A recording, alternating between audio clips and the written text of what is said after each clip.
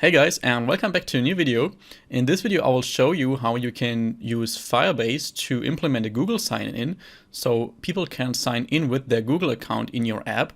That can be really helpful because people are usually lazy and they want to sign in with minimum effort, and the Google sign-in enables exactly that. So we just have a single sign-in button here, and when we click on that we can choose one of our Google accounts, click on that, and as you can see, we are successfully signed in.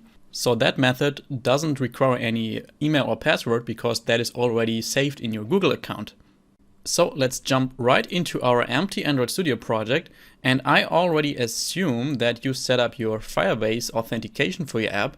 So in your Firebase Assistant under authentication, that you connected your app to Firebase and that you added Firebase authentication to your app so that you have the dependencies needed for that.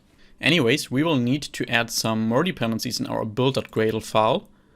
So let's open that up and scroll down. So you should already have that Firebase Auth dependency here, but I will add 4 more dependencies down here. 1 for the coroutine support for Firebase, 2 for coroutines in general, and 1 for the Google sign-in. And as usual, you will find these in this video's description and from the source code from my GitHub repository, which you can also find in this video's description. So let's click on sync now and go back to main activity.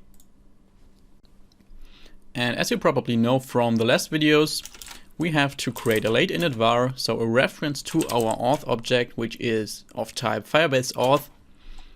And we will set that in on create initially. Auth is equal to Firebase auth.getInstance. And now when we click on our button Google sign in, so the button I added to our activity, you can also find the XML layout in my GitHub repository, but that's just a single button, so nothing difficult here. When we click on that button, we want to define some login options for our Google sign in. Because on the one hand, we need to define a request ID token, which is just used to let Google know to which project or to which app the user of your app is currently signing in. And we also need to define how much information we want to get from the user. So from where can you get that request ID token? For that, we need to switch over from that Android view in our project hierarchy to the project view, so we are able to see all of our files. Then we open up our app folder, and here you can see there is a Google services.json file that is always generated when you connect your app to Firebase. And if we open that up, then a bunch of information opens that is connected to your Firebase. And I won't show you most of this information because then you could get access to my Firebase project, and I don't want that, of course. But under Auth client, you can find the client ID, and the value of that is what we want to copy. That is our request ID token. And then we can go back into our Android view and open our values folder and strings XML. And here we simply want to duplicate that string line and create our web client ID and simply paste what you copied from the JSON file. And then we can go back to main activity. So as I already said, we need to define some login options here. Let's call this val options and set it to Google sign in options dot builder. Here we will choose Google sign in options dot default sign in, so it's just a normal sign in. And to that builder we can add our request ID token, which we added in our strings XML file. So for that we can call getString and pass the ID of our string file, that is r.string.webClientID. And we also want to call request email so that we have access to the user's email. You could also call request profile. In that case, you would even get more information about the user's profile, but I will just leave it with request email because that is fine for our purpose here. So make sure to call that build afterwards, and that is it for our options. Now with these options, we can create our Google sign-in client. So let's call it sign in client and set it to Google sign in dot get client. Here we have to pass our context, so just this, and our Google sign in options we created above. So options. And now this sign in client will come with an intent that we can use to show that little pop-up window to select a Google account. So we can write sign in client dot sign in intent dot also and start an activity for result with that intent. And for that we also need to create a request code because we start an activity for result. Let's do that above here. Create a const val request code sign in and set it to 0 and pass that variable as a second parameter here. And you probably know whenever we call start activity for result, we also should override on activity result to get the actual result. So in that case, that is the account that was selected. And I make a little space here so you can read that better. So here we want to check if our request code of that result is equal to our request code sign in. And really make sure to not check if the result code is equal to result OK as you would do it normally, because if you do this with the Google sign in, then the result is always negative. I don't know why that is, but even in the official Google documentation, they just use the request code and just check that in an if statement. So that is absolutely fine to do it like this. So as I said, in here we can get the account that was selected by writing val account is equal to Google sign in dot get signed in account from intent. Here we pass our intent data that we have here as a parameter to that function and call dot result afterwards. And as you can see, that returns a Google sign in account. And with this account, we can check if that is not null.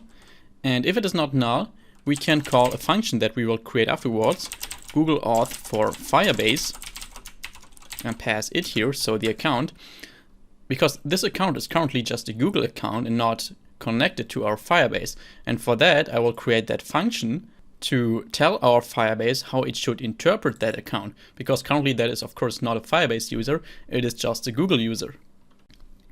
So let's create that function above here. That will be a private function, Google Auth for Firebase, that will take an account, which is a Google sign-in account. And in here, we want to get the credentials of that account. So val credentials is equal to Google Auth provider dot get credential, and here we pass our account.id token. And the second parameter is the access token, which we don't have, so we can just set it to null. And now with these credentials, we can sign into our Firebase actually. And we will use a coroutine again for that. So coroutine scope dispatchers.io.launch. And in here we will have a try and catch block. So in case something goes wrong, we will catch the exception E. And in that case, we want to switch the context to the main dispatcher so we can show a toast. Toast.makeText pass this at main activity because this would just refer to this coroutine scope here. We want to print the error message, make it a long toast, and call that show. That is really nothing new for you if you have watched my previous videos in this Auth series. And in the try block, we will call auth.signin with credential.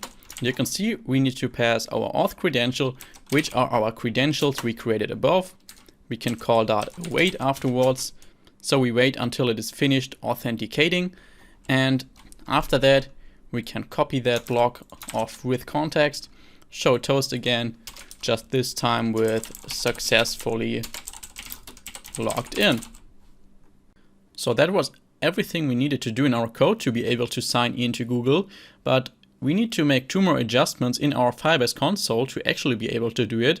The first one is we need to add our Sha1 certificate of that app to our Firebase console. That is just for security reasons, so that only this app is able to log in to Google.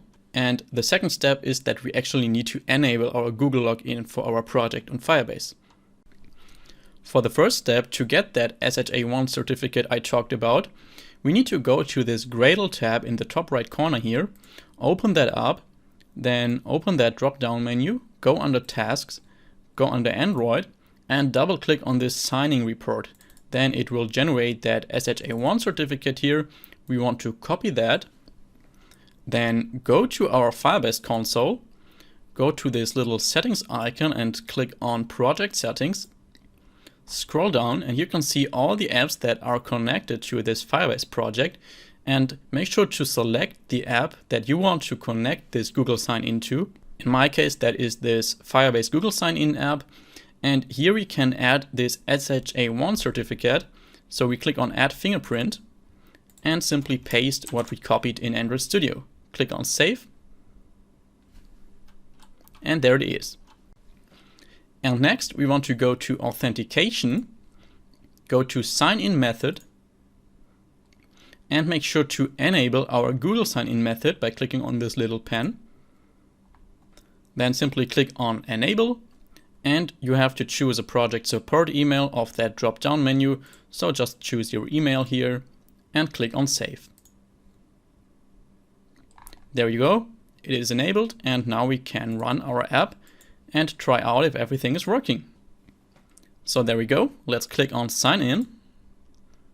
There's our Google account. Let's click on that and choose it. And you can see successfully logged in. It may happen for you that you also have to accept some permissions for your Google account, so that you have to allow this app that it gets your email address, for example. This just didn't show up for me because this was not the first time I tried it out. So yeah, I hope this helped you to implement your Google Sign-In into your app. If so, please let me know in the comments. And also if you have any questions, then don't mind asking them below. Have a good day. See you in the next video. Bye bye.